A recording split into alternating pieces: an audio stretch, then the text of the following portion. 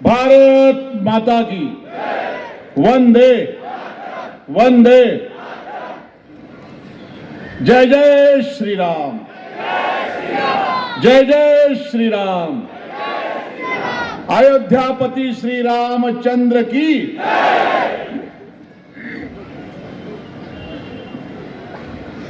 हिंदवी स्वराज्याचे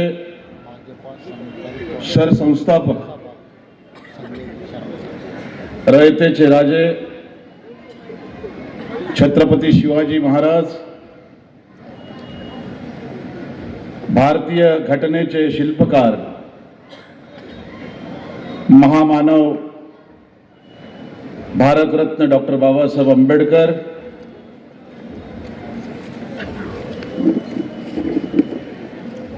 या शहादा भूमीमध्ये आजही ज्यांच्या कर्तृत्वाचा सुगंध आहे आणि ज्यांच्या कर्मयोगामुळे ह्या शहाद्याची माती पवित्र झाली आहे, ते सहकार महर्षी अण्णासाहेब पी.के. पाटील,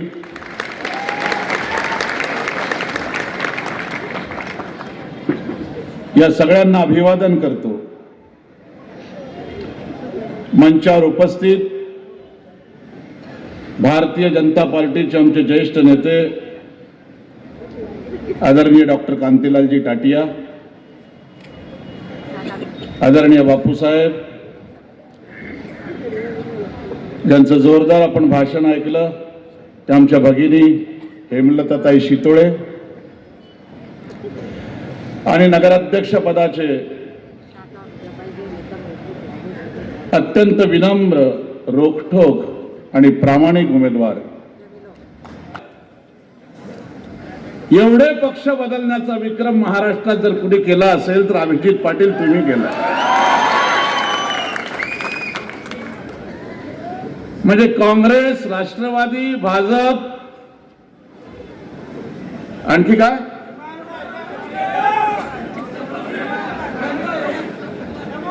म्हणजे महाराष्ट्रातले सगळे प्रमुख 5-6 पक्ष हिंडून झाले, आता फक्त यमायम राहिलंय बाकी।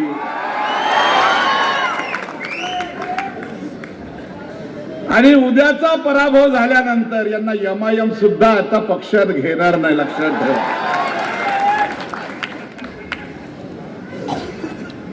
अरे अभिजीत भाई, एक ही चौखट पर सर झुके तो सुकून मिलता है,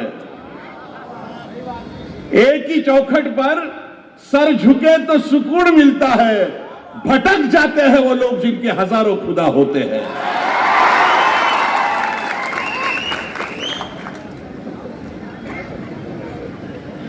आणि एक शेर तर फार मजेदार है कि जरूरतों के मुताबिक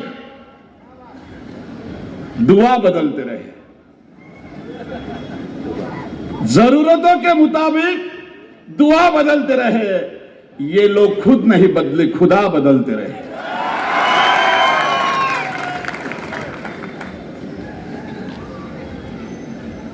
फार शेर सांगतात म्हणे अभिजित। अरे शेरचा बादशाह इथं आलाय खरा। कांतीलालजी, डॉक्टर साहेब, एक शेर है या नेहमी पक्ष बदलणाऱ्यांसाठी, तू नहीं तो तेरी आस रहे, एक जाए तो एक पास रहे। तू नहीं तो तेरी आस रहे, एक जाए तो एक पास रहे, जब भी कसने लगा उतार दिया, इस बदन पर कहीं लिबास रहे। जेव्हा ज्या पक्षाची यांना अडचण निर्माण झाली त्या दिवशी यांनी खुशार पक्ष बदलावा, विचारही बदलावा आणि संस्कारही बदलून टाकतो। आता मुस्लिम समाजाचे मत मिळावेत म्हणून ते मुस्लिम बांधवांना सांगतात, देखो मुझे भारतीय जनता पार्टी उम्मीदवारी देने वाली थी, फिर भी मैंने नहीं ली। क्यों? कि मेरी दुकानदारी तुम्हारे कारण चलती है। अरे राजकारण जर तुमच्यासाठी दुकानदारी असेल, मग राजकारणाला सेवा म्हणून काम करणाऱ्या मकरंद भाईच्या हातात द्या ना नगरपालिका। दुकानदाऱ्या तुम्ही आयुष्यभर करा,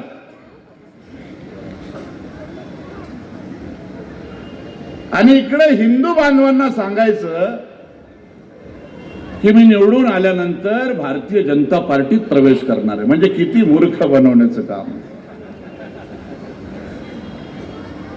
आणि मुस्लिम बांधवांनी सुद्धा आता ओळखलेलं आहे,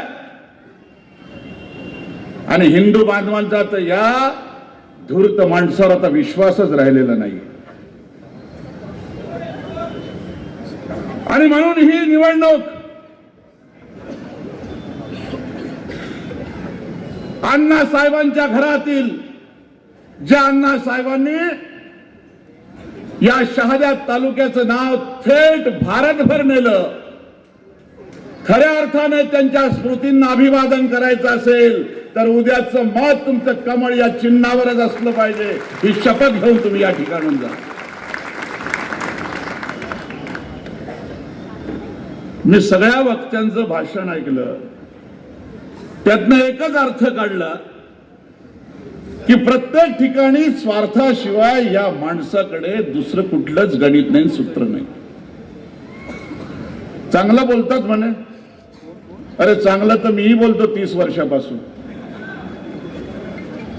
पक्षाने जरी काही दिलं नाही तरी 30 वर्षात एकच झेंडा आणि एकच दांडा. अभिजित भैया, तुझ्यासारखाने झेंडा कोणाचा आणि खाली दांडा कोणाचा धरतो.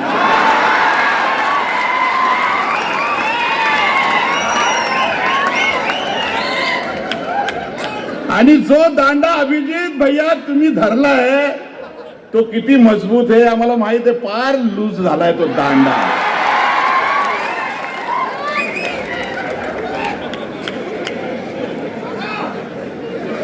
अरे या व्यासपीठावर बसलेले डॉक्टर टाटी असोत किंवा आम्ही असो, अरे आम्हाला पक्षाने काहीच दिलं नाही, परंतु हिंदुत्वासाठी आणि या मातृभूमीवर प्रेम करणारा कुठला पक्ष असेल, या मातीशी प्रामाणिक असलेला कुठला पक्ष असेल तर तो भारतीय जनता पार्टी. म्हणून आम्ही कधी झेंडा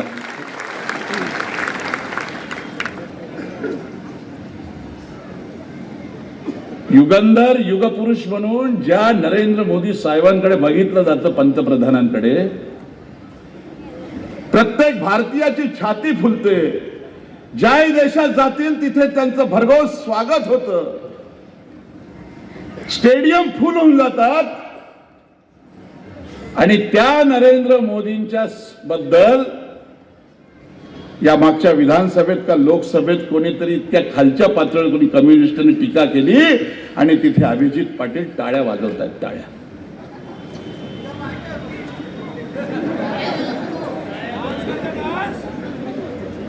अरे 4-6 महिने तर टिकायचं ना, 9 महिने तर पोटात मूलही थांबतं, पण हा भाऊ 9 महिने सुद्धा कुठे थांबायला तयार नाही.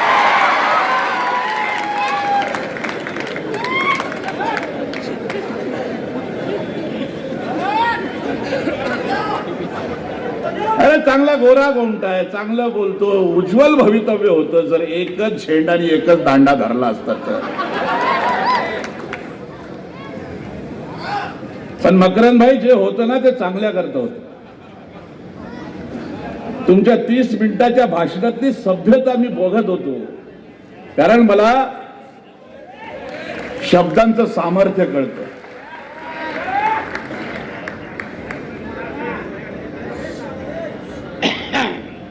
आणि आपल्या शब्दामुळे समोर श्रोत्यांवर काय परिणाम होतात त्या श्रोत्यांची देहबोली सुद्धा मला कळते. कारण 30 वर्ष झाले मी माणसांचे चेहरेच वाचतोय, पुस्तकं कमी वाचले. या माझ्या समोर बसलेल्या या तमाम मातृशक्तीला मी वंदन करतो. आणि ही मातृशक्ती मकरंद भाई जेव्हा जेव्हा जागी होते ना, जेव्हा ती राजमाता जिजाऊ म्हणून पुढे येते, तेव्हा छत्रपती शिवरायांना जन्म देऊन स्वराज्याचं तोरण बांधते. जेव्हा ही मातृशक्ती जागी होते तेव्हा पुण्यश्लोक अहिल्यादेवी होळकर म्हणून राजमाता म्हणून पुढे येते. आणि जेव्हा हीच मातृशक्ती जागी होते तेव्हा ती झाशीची राणी बनून ब्रिटिशांना सळो की पळो करते.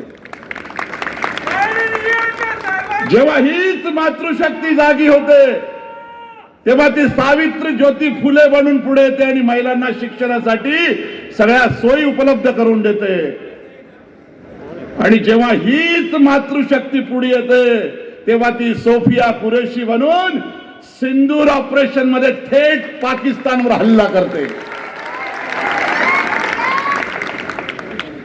आणि जेव्हा हीच मातृशक्ती जागी होते तेव्हा 2025चा विश्वकप महिलांचा सैफाली वर्मा बनून, स्मृती मंदाना बनून, जेमिमा रॉड्रिक्स बनून पुढे येते आणि भारताला विश्वकप मिळवून देते, जिंकून देते.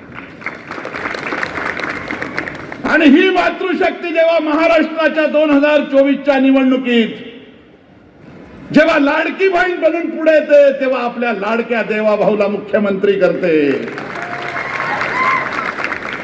म्हणून मातृशक्ती तुम्हाला वंदन आहे. एका दिवसाचे 1000 रुपये 1500 रुपये घेऊन आपलं स्वाभिमान विकायचा की दर महिन्याला लाडक्या बहिणीला 1500 रुपये पाठवणाऱ्या देवाभाऊच्या पक्षाच्या उमेदवाराला निवडून द्यायचंय, तुम्ही ठरवायचं.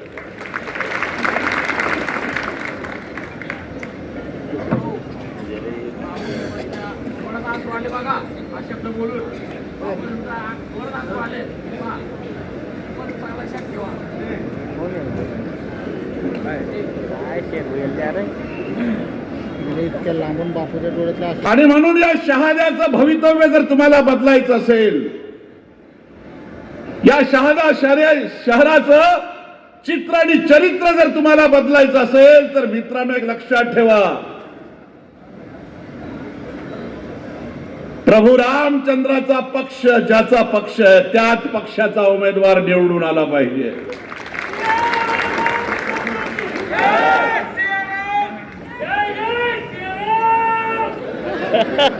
अरे जो राम का नहीं तो किसी काम का नहीं. आणि हेमलता ताई तुम्ही एक गोष्ट खूप चांगली सांगितली. ठीक आहे, बघा या गर्दीचा उत्साह बघून म्हणजे ही पण गॅलरी भरलेली आहे. तिकडे शेवटपर्यंत लोक आहेत, मागे लोक आहेत, स्टेजच्या मागे लोक आहेत. एवढी गर्दी बघून मी चॅलेंज करतो अभिजित पाटील, जर मकरंद भैया उद्या जर निवडून नाही आले तर मी राजकारणात भाषण करणं सोडून दिल्याच्या पुढे.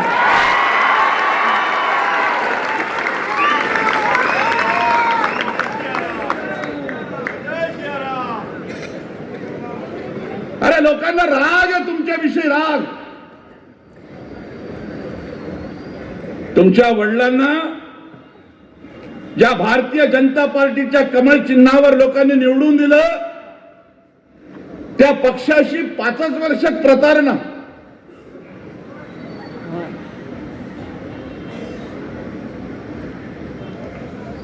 अरे समजा तुम्ही चुकून हा शब्द तुम्ही सिरियस घेऊच नका. जर निवडून आले, येणार तर नाही, कुणाकडे जाणार आहे तुम्ही? अरे नगरपालिकेत साधा रस्ताही करायचा असला ना, साध्या नालीसाठी फंड जरी लागणार असेल, एखादं सभागृह बांधायचं असेल तर मोतीलाल तात्यांकडे तर स्वतःचा फंड वापरण्याची त्यांची दानत असेल का नसेल मला माहित नाही. सरकार लागतं. आणि ज्या सरकारचा आमदार, सिंघम आमदार, दबंग आमदार तुमच्याकडे,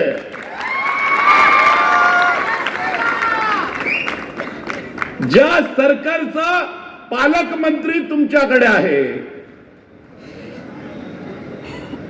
ज्या सरकारचा मुख्यमंत्री तुमचा आहे, ज्या सरकारमध्ये प्रधानमंत्री तुमचा आहे, मग नगराध्यक्ष तुम्ही दुसऱ्याला देणार आहेत का? ही चूक तुम्ही करणार आहे का? आणि नुसताच नगराध्यक्ष भाजपचा नसेल आणि हे सगळे आमचे असतील तर काय बोंब पाडणार हा माणूस.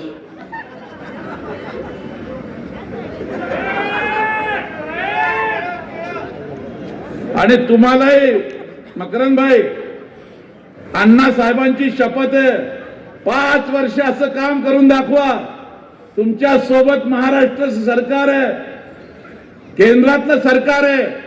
पुन्हा ही बांडगुळ शहाद्याच्या भूमीमध्ये उगवता कामा नये.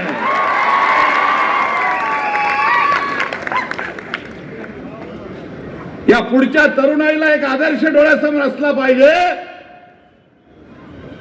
की दर वर्षाला पक्ष बदलणाऱ्याची हालत काय होते आणि याच्या पुढे लोकांनी पक्ष बदलण्याची हिंमत करायला नको. इतक्या कमी वयात तर अजिबात नको. आणि कमी वयात जास्त पक्ष बदलण्याचं तर अजिबात नको. आणि म्हणून या शहाद्याचा जेव्हा हा रस्ता आहे ना समोरचा, अरे किती जोरदार, काय नाव होतं, 6.5 फूट 6 फूट 5 इंच उंचीचे ते अण्णासाहेब, शुभ्र पांढर धोतर, तसा शुभ्र शर्ट आणि तेवढं शुभ्र आणि स्वच्छ चारित्र्य आणि व्यक्तिमत्व घेऊन जगणारा माणूस.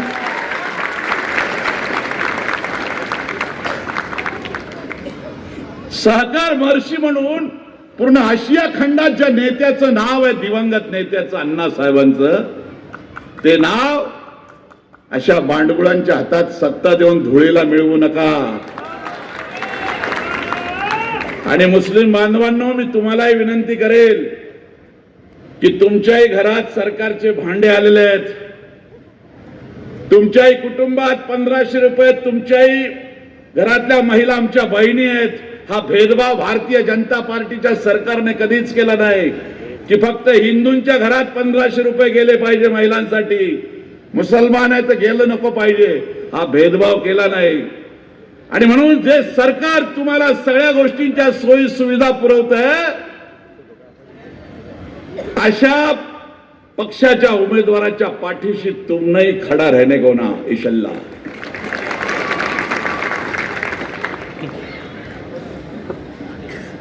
कारण शहरापासून त्यांना वेगळं करून चालणारच नाही. कुठला तरी तो रशीद, काय तो शेख, काय त्याचं नाव, जहीर शेख, हा शेख जहीर,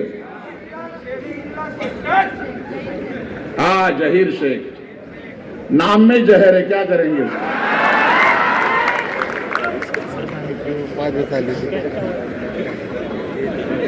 और मैंने ये शेर कल चंदू भैया के लिए भी बोला था कि सांपों के मुकद्दर में अब वो जहर कहां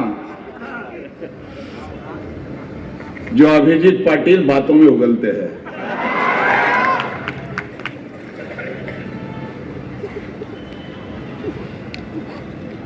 मकरंद भाई, एक गोष्ट तुम्हाला नक्की सांगतो,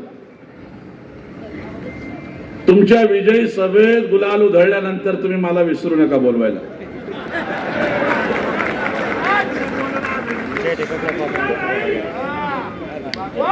आणि समजा मी प्रत्येक निवडणुकीत 25 वर्षापासून एक हिशोब मांडतोय की तुम्ही जो नेता निवडून देतात तो 5 वर्षासाठी. हे सगळ्यात आधी महाराष्ट्रात मी सांगितलं 25 वर्षापूर्वी, तुम्ही जो निवडून देतात नेता, ज्या बाबासाहेब आंबेडकर महामानवाने तुम्हाला लोकशाहीमध्ये अधिकार दिलाय आणि या महामानवाने एवढं मोठं काम या देशासाठी केलंय संविधानाच्या मार्फत, आणि त्यात लोकशाहीमध्ये मतदानाचा हक्क तो सगळ्यात मोठा अधिकार आहे. म्हणजे टाटा, बिर्ला, मुकेश अंबानी यांना जो अधिकार आहे तोच गावात मजुरी करणाऱ्या व्यक्तीला सुद्धा मतदानाचा तेवढाच अधिकार आहे. एखाद्या उच्च शिक्षित व्यक्तीला जो अधिकार आहे तोच अधिकार एखाद्या अशिक्षित माणसाला सुद्धा आहे. जो महिलांना अधिकार आहे, पुरुषांना अधिकार आहे, तोच अधिकार तृतीय पंथीला सुद्धा आहे. आणि म्हणून अधिकार देणाऱ्या त्या महामानवाने तुमच्या मतामध्ये भेद केला नाही. आणि म्हणून हे मतदान करताना पवित्र मतदान हे तुमच्या गावाचं भविष्य ठरवणार आहे. हे तसं तुमच्या मतदारसंघाचं भविष्य ठरवतं, राज्याचं ठरवतं, देशाचं ठरवतं. विचार करा, आज जर तुम्ही 2014, 2019 आणि 2024 त्या दिल्लीच्या तख्तावर 56 इंच सीना असलेला तो जर मर्द पंतप्रधान बनवला नसता, बसवला नसता, तर काय हालत असते आज या देशाची. जागोजागी बॉम्बस्फोट झाले असते, हिरवे साप वळवळ करत पुढे आले असते. परंतु मातृभूमीवर प्रेम करणारा, मोलमजुरी करणाऱ्या, आईच्या पोटी जन्म घेतलेल्या नरेंद्र मोदींना तुम्ही देशाच्या सर्वोच्च पदावर नेलं. ही ताकद तुमच्या मताची आहे. आणि म्हणून तुम्ही जो लोकप्रतिनिधी निवडून देतात तो 5 वर्षासाठी, 5 वर्षाचे दिवस 1825. तुमच्या मताची किंमत या महागाईमध्ये 500 किंवा 1000. 1825 1000 भागिले 1825 जर केलं तर तुमच्या एका दिवसाची किंमत आहे 54 खडकू. 54 नये पैसे. कधीतरी स्वाभिमानासाठी तुम्ही मतदान करणार आहेत का नाही. आणि म्हणून मकरंदभाई, अण्णा साहेबांची एवढी पुण्य आहे. मी दिवसभर माझ्या सोबत आलेले 4 उच्च शिक्षित मुलं मी शहाजात त्यांना आजूबाजूला सगळ्यांना फिरायला पाठवलं. माझा एक छंद आहे, कारण मी ओरिजिनल भाजपाचा आहे. मी काही सुपारी घेऊन पॅकेज घेऊन अजिबात नाही. अशा पद्धतीने मी प्रचाराला येत नाही. मी पोट तिडकीने बोलतो, मी जीव तोडून बोलतो. आणि मग मला भाषणात काय मांडायचंय हे जनतेचा कौल घेऊन आलेले ते 3-4 लॉजर मला सगळा वृत्तांत देत होते. आणि त्यांनी असं सांगितलं की सगळीकडे भारतीय जनता पार्टीचे मकरंदभाई आणि अधिकाधिक उमेदवार सगळे निवडून येण्याची दाट शक्यता नाही, 100% शक्यता आहे. नाहीतर मी येडा आहे का याच्या पुढे जाहीर भाषण करणार नाही असं म्हणायला. कारण मी यांच्यासारखा लबाड नाही. या सभेत काय बोलायचं, त्या सभेत काय बोलायचं. मी फार जबाबदारीने बोलतोय. आणि म्हणून एक प्राध्यापक प्राचार्य माणूस आहे बघा. सुसंस्कृतपणा काय असतो बघा. म्हणजे त्यांचं भाषण ऐकत असताना ते काही फरडे वक्ते परखड वक्ते वाटले नाही, पण अभ्यास पूर्ण काय बोललं जातं हे त्यांच्या वक्तृत्वातनं मी 30 मिनिटात शिकलो आज खरंच.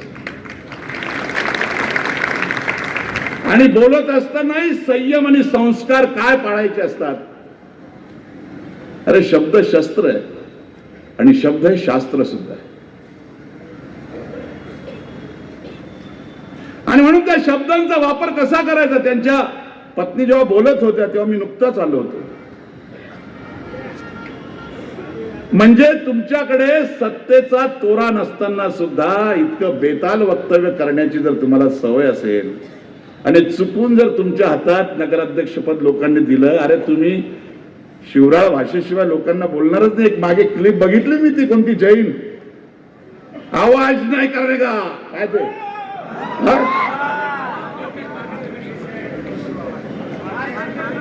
किती किती हा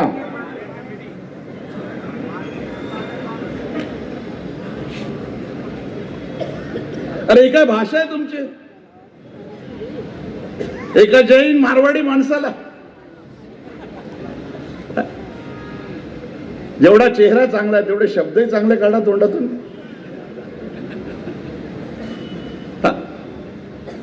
नुसतंच बोलता येतं म्हणून काही बोलायचं. प्रचंड मगरुरी असलेला हा माणूस आहे. मगरूर, घमंड, दंभ, अहंकार.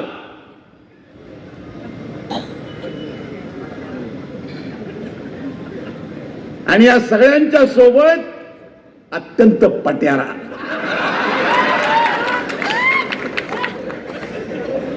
ज्याला लापट म्हणता आमच्याकडे.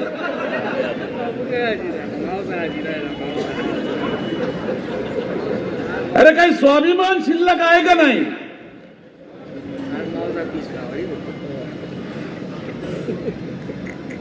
माझे जर वडील कमळाच्या चिन्हावर नगराध्यक्ष म्हणजे दांडा गुळगुळीत असला म्हणजे कोणताही धरायचा आहे, बरोबर नाहीये? अरे आधी तो झेंडा बघा कोणता आहे, त्या झेंड्यामध्ये भगवा रंग आहे, त्यात माता लक्ष्मीचं पवित्र फूल आहे कमळाचं. हा झेंडा पंडित दीनदयाल उपाध्यायांनी निर्माण केला आहे. हा झेंडा श्रद्धेय अटल बिहारी वाजपेयींनी पुढे नेलाय. हा झेंडा लालकृष्ण अडवाणींनी रथयात्रा काढून लोकांपर्यंत पोहोचवलाय. हा झेंडा नरेंद्र मोदींनी जनमानसात पोहोचवलाय. आणि तो झेंडा सोडण्याचं पाप जे लोक करतात, बस यांचा सत्यानाश या 2 तारखेच्या निवडणुकीत झाल्याशिवाय राहणार नाही. सत्यानाश म्हणजे राजकीय, नाही तर म्हणाल श्राप देऊन गेला ब्राह्मण होता.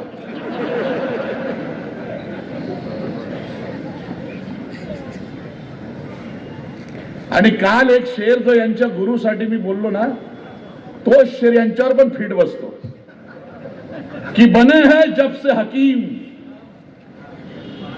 कुछ लढाई बेचने वाले. म्हणजे ते तरी वाचून शेर बोलत असतील, मला तर कागदच लागत नाही पुढे. बने हैं जब से हकीम कुछ लड़ाई बेचने वाले, जनाजे बेचते हैं चारपाई बेचने वाले. बने हैं जब से हकीम कुछ लड़ाई बेचने वाले, जनाजे बेचते हैं चारपाई बेचने वाले.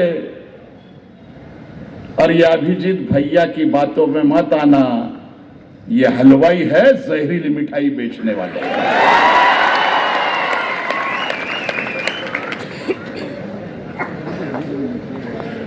खरं तर मकरंद सर, मकरंद भाई, तुमच्या सभेला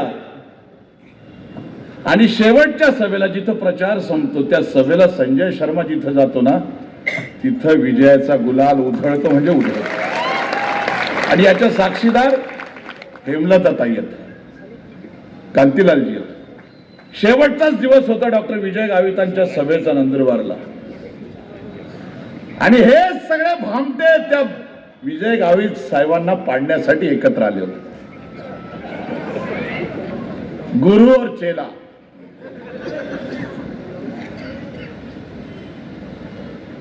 आणि ती शेवटची सभा मी आव्हान करून सांगितलं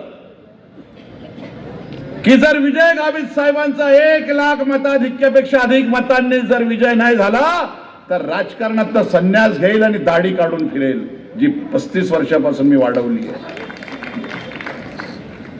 अरे साधना आहे आमची, तपस्या आहे आमच्या शब्दांच्या मागे आमची.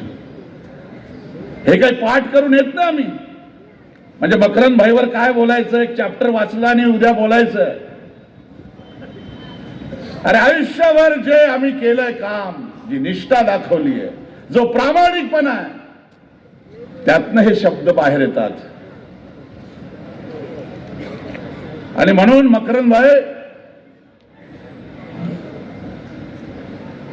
एक शेर आपके ऊपर बोल के मैं मेरी बात खत्म करूंगा. कारण सगळे शेर त्यांच्यावर बोललो, मग यांच्यावर 10 वाजेचा टाइम अजून बोलू. अरे 30 वर्षापासून बोलतोच बाबा, घाचा कोरडा झाला आमचा.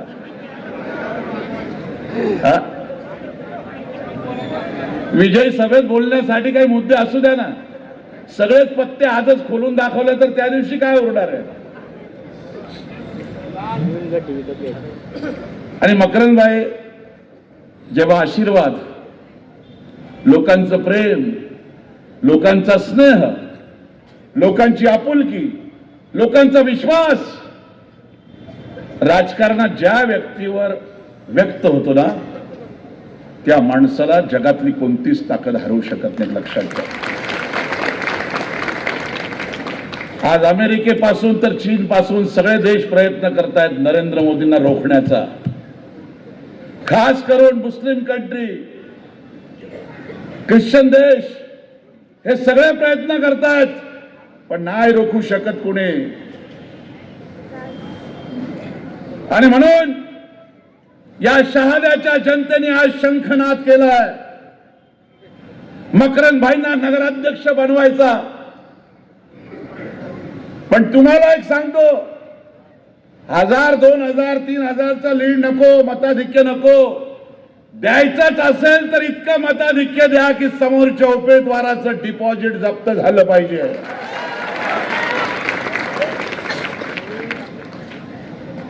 आणि या जनतेची दुआ, जनतेचे आशीर्वाद तुमच्या पाठीशी आहेत. बड़ी दूर तक सफर करती है दुआएं. हा मकरंद भाई साठी शेर है कि मकरंद भाई, बड़ी दूर तलक सफर करती है दुआएं, जमीन से आसमान तलक पहुंचती है दुआएं. बड़ी दूर तलक सफर करती है दुआएं, जमीन से आसमान तलक पहुंचती है दुआएं. आज शहर में तुम्हारे ही नाम के चर्चे हैं दोस्त. आज शहर में तुम्हारे ही नाम के चर्चे हैं दोस्त. 3 तारीख को तुम्हें कामयाब बनाएगी दुआएं. 3 तारीख को तुम्हें कामयाब बनाएगी दुआएं. आणि म्हणून जनतेसाठी काम करणारा म्हणजे कुणासाठी? तुमच्यासाठी. आणि माय मावल्यांनो, हेमलताताई जेवढ्या तळमळीने कळकळीने बोलल्या ना, त्यांचा एक एक शब्द एक महिला म्हणून, भगिनी म्हणून लक्षात ठेवा. 1500 रुपये तुमचे कोणीच बंद करणार नाही. आता तर काही हे उमेदवार असे अपप्रचार करतात, म्हणजे विधानसभेनंतर बंद होईल, निवडून आल्यानंतर बंद होईल. 1 वर्ष झाला, आले का नाही तुम्हाला पैसे? येतात ना. आणि मग 1500 रुपये जो मुख्यमंत्री, जो लाडका भाऊ, देवा भाऊ तुम्हाला देतोय, आणि ते देवा भाऊ शहाद्यात येऊन गेले स्वतः. मग त्यांच्या पक्षाला तुम्ही उमेदवार मतदान देणार आहेत का? नाही, हात वर करा माझ्या भावांनो. आणि सगळे हात वर करा. कॅमेरा तिकडे घ्या रे, बघा ते हात बघा.